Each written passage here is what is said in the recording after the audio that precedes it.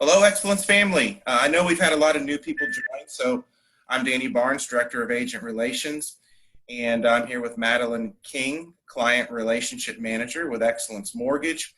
And my video's a little off today. Hey, Madeline, how you doing? Doing My great. video's a little off today. It's storming, it's a little dark, so I might turn my screen off. Apologize for that. But Madeline's going to talk a little bit about today about some programs that are coming back into the mortgage industry. So at this time, I'll turn it over to you. Thanks again, Madeline. How are you doing? I'm doing well. Thank you, Danny, for asking. And hi, everyone, our Excellence Go-To partners. And happy Mortgage Monday. Sorry, we got a little bit of a late start today, but it is, we are very busy and we are going strong here at Excellence Mortgage. And as Danny has mentioned, and we've been reporting some of these programs that have been away, dormant for the past few months, are slowly coming back in, and we're really happy about that. Because of course, the more products we have to offer, the more loans we can help you close, the more sales we can help you close. Of these, the most popular being is the bank statement loans. You may be familiar with these. They've kind of, haven't been very popular lately, but we're glad to see these programs slowly coming back, as these are really the perfect fit for your self-employed borrowers whose bank statements are more representative or indicative of their actual income as opposed to their 1040s. So we have programs with a 12-month history of bank statements or 24. We'll, look at both scenarios and see which is better for your borrower, and we can, definitely qualify them that way. It's really a great product. And the best part about this is they're back at 90%, which means they can come in with as little as a 10% down payment. What's the credit score on that? They vary depending on the loan amount. They do want to see a 700 and above on the bank statement programs. Okay. 700 and above. I can do a 680, but then your loan to value will come down a little bit. Right. Okay. But and that's when we take a look at a 24-month as opposed to a 12, and we see which is going to be better.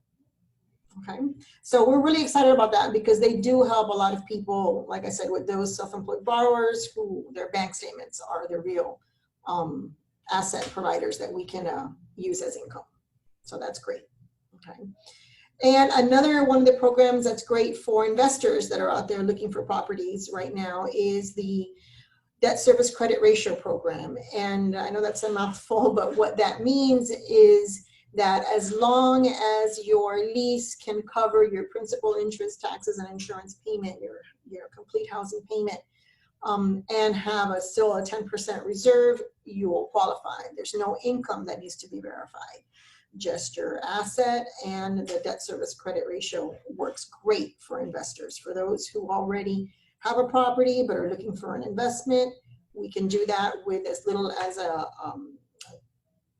lease that shows that the debt service ratio is being covered. And that's huge. Okay, that's great because there's no income. I don't need to show income. I just need to show that the rent is going to be covered by the housing payment with a 10% reserve on that. So if your payment is $1,000 altogether, I just need the lease to be $1,100, and that works. Okay, so that's another great program that's been away and it's slowly coming back, and it's great for investors. So we're happy about that too. And of course, you know that not all loans are easy. I've mentioned this before. The path to home ownership for everyone is different.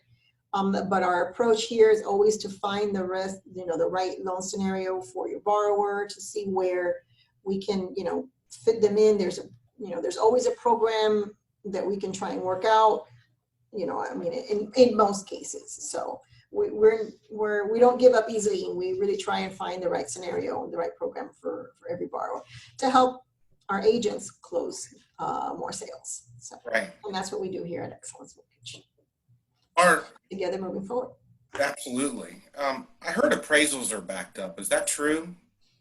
Appraisals are backed up because just like everybody else, there's only that many appraisers and they have to get to every loan. Having said that, there are scenarios where appraisals are waived. We recently have had a couple like that. In a situation where the down payment is, at about 20% or maybe even 15%, we can get an appraisal waiver. and that helps. It doesn't happen all the time. All the things need to be in place. You need to have good scores and, you know, good income, and they will at times waive appraisals because they are aware that, listen, this property has been holding its value, we can do this, and they'll waive the appraisal. But it is true, appraisers have been a little bit backed up in that, and everybody, it's, you know, it's kind of a domino effect, you know, everybody who gets backed up, you know, it affects all of us in the industry. So the good thing is that we don't wait on an appraisal. You know, the loan will continue to move forward. It'll just be subject to the appraisal.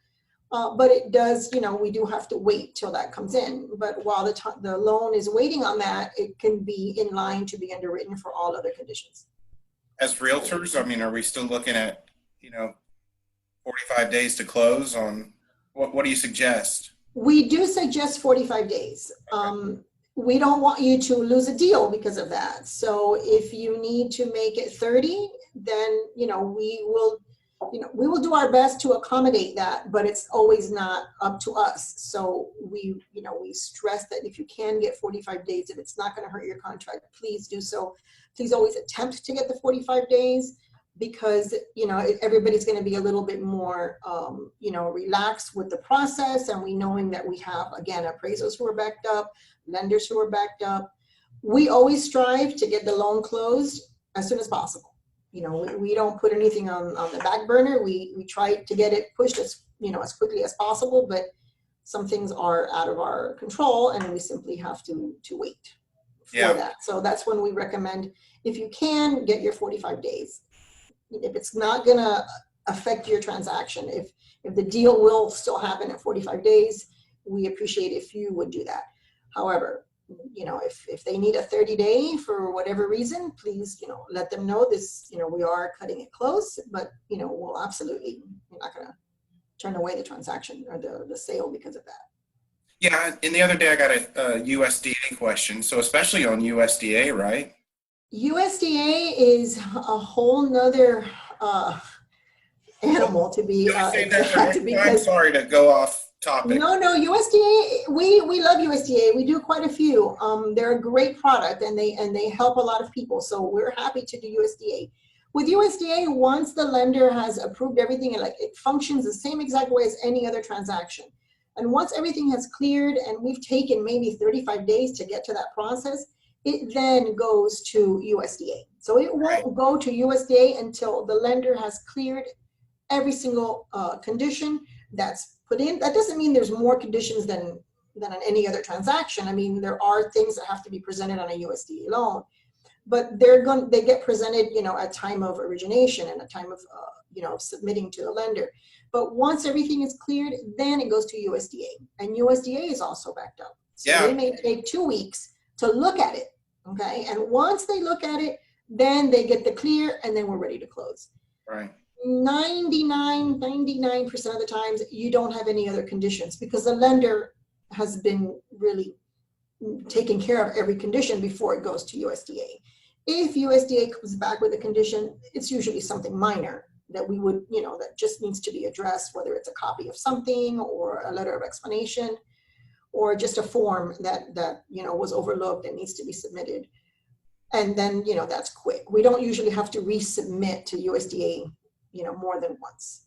But the delay comes once the lender has cleared everything, and then it goes to USDA, and that can take another 2 weeks while it waits in line for USDA to review.